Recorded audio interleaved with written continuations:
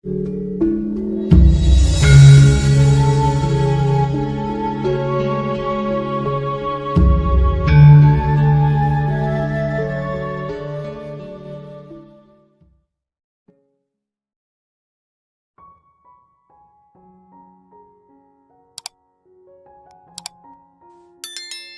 Allah itu memerintahkan sesuatu itu double.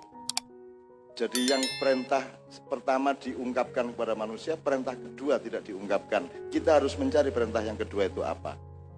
Gitu ya. Allah memerintahkan Nabi Musa, pukullah idrib bi'asokal bahr. Pukullah air laut itu. Tapi tidak dikemukakan oleh Allah di Al-Quran, wahai air laut membelahlah. Itu tidak ada.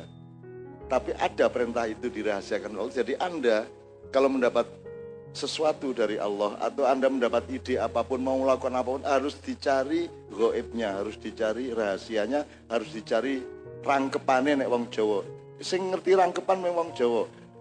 Ya, rangkepan. Wong Arab ora ngerti rangkepan. Ora ngerti. Ora ono. Jadi wong Jawa ki ngerti nek sekti disebut rangkepane oke gitu ya. Nyawane double itu di rangkepan. Jadi kata rangkepan itu satu fenomena pengetahuan mengenai alimul ghaibi wasyahadah sebenarnya. Jadi sama dengan tadi inna ma'al usri yusra, itu yusronya harus engkau ungkap, harus engkau. Jadi gini, kalau sampean dapat rizki itu pasti ada amanahnya, carilah amanahnya apa. Kalau sampean dikasih amanah Allah, pasti ada rizkinya. Kamu cari rizkinya. Nggak mungkin Allah memberi amanah tanpa rizki. Tidak mungkin Allah memberi perintah tanpa fasilitas. Karena Allah itu direktur yang maha bijaksana. Allah itu pemimpin yang luar biasa. Jadi nek kowe jenengan itu biasanya dikongkon apa-apa, mesti kalau Gusti Allah dikei. Kon dikongkon rabi kan alatnya wis beres kabeh. Ya. Terus, ayo tur sak pengetahuannya ya dikei. Jadi orang ono wong diajari rabi ra ono. Wis pengetahuannya wis ono. Orang njur dilatih sik karo bapake ora. Kejaba wong pekok banget kae wis rabi wis telung bengi ra diapa-apake, akhire bapak ngene wele pokoke bukaan ya engko nek tak kentongi siji lebokke. Nek tuk-tuk tokke gitu ya. Terus akhirnya tenan malam keempat tuk lebokke, tuk-tuk tokke. Terus Pak sing cepet tuk tuk tuk tuk tuk tuk tuk tuk.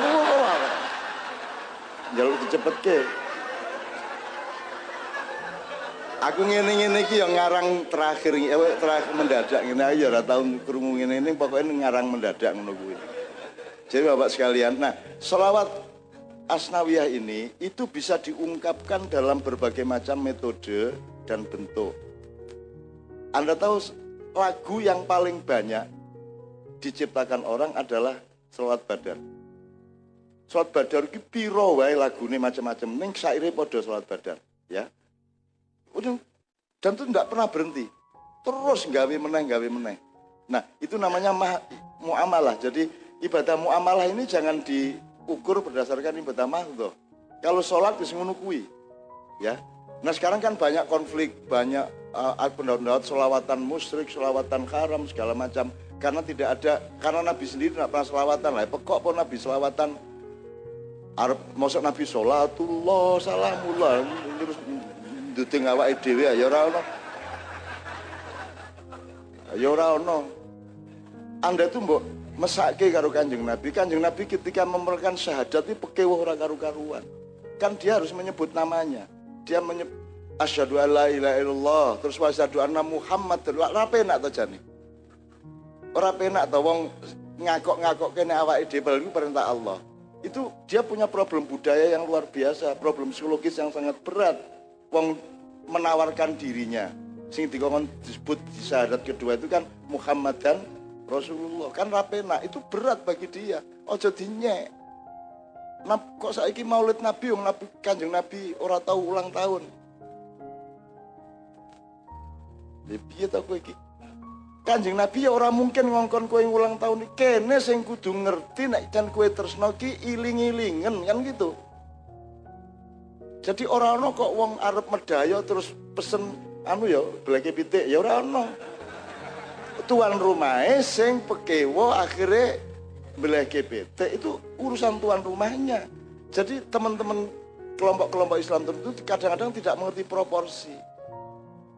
Sama dengan kalau Allah menyuruh kita syahadat, itu tidak berarti Allah itu butuh disyahadati. Ora padaan Gusti Allah kowe kafir kabeh ora padaan. Ning kene sing butuh Allah.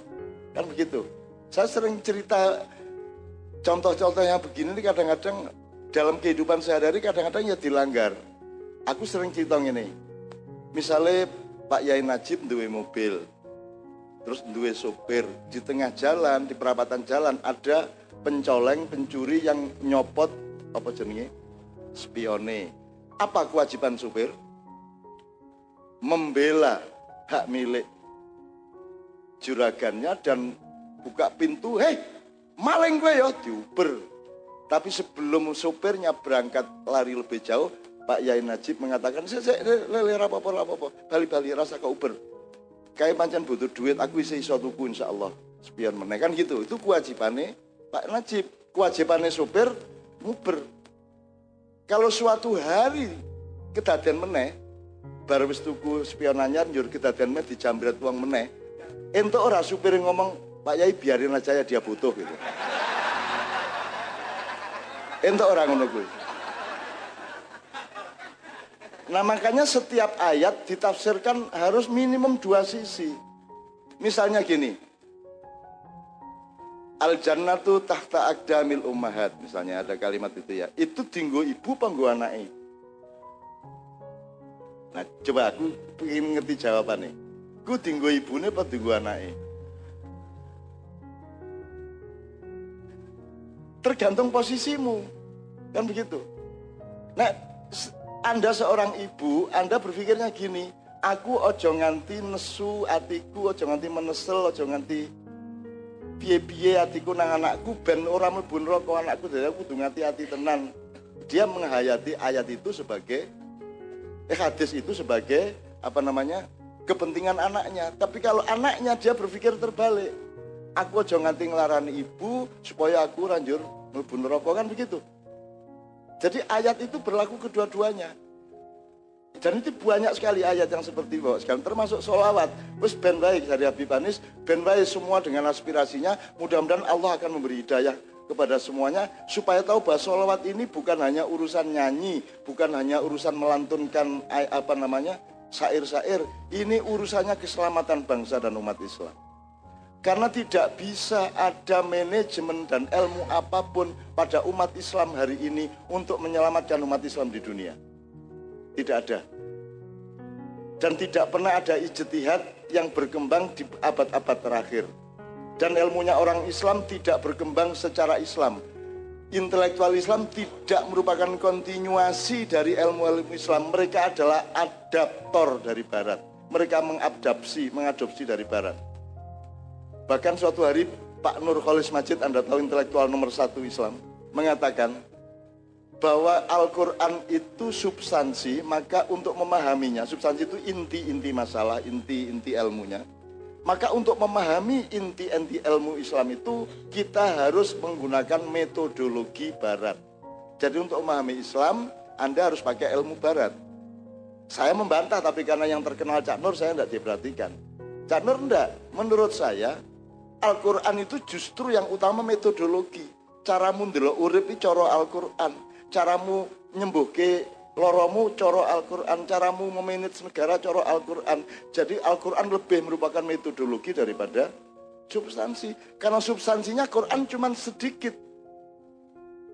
Karena menurut Allah ayat itu ada di fi anfusikum wa fil afaq.